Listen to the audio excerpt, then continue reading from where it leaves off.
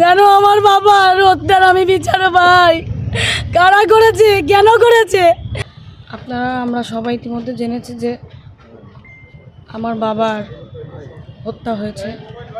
এই বিষয় সম্পর্কে আপনারা নিশ্চয়ই অবগত আছেন। সেই জিনিসটা জানার জন্যই আমি ডিবি প্রধান হারুন আঙ্কেলের কাছে আসছি। ডিবির সমস্ত যারা কর্মকর্তা আছে তারা আমাদেরকে সহযোগিতা করছে।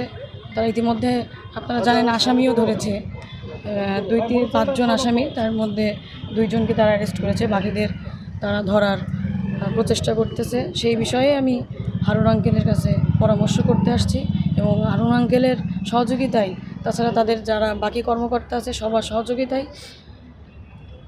সহযোগিতায় বাকি আরও যারা আসামি আছে তাদেরকে ধরার জন্য অনুরোধ করতে বা আমি কথা বলতে এসেছি।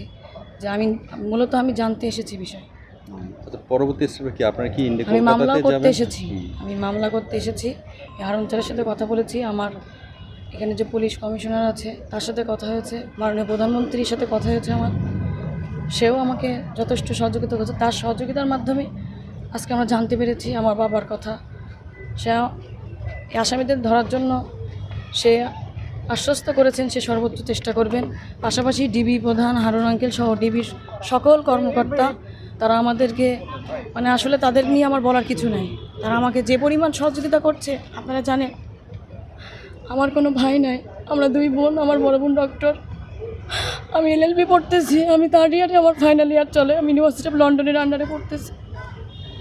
আমি নিজেই আসছি, তারা আমাকে খুব সহযোগিতা করছে।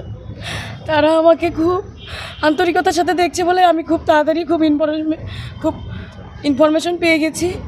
আমি আপনাদের কাছে সহযোগিতা কামনা করছি যে আপনারা আমার বাবার হত্যার বিচার চাই আমি।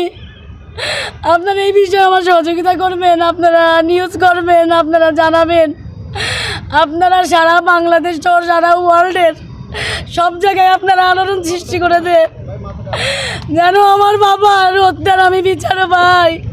কারা করেছে, কেন করেছে এর সুষ্ঠু তদন্ত চাই এবং আমি এর শেষ পর্যন্ত দেখতে চাই যে তারা কেন করেছে, কী জন্যই করেছে।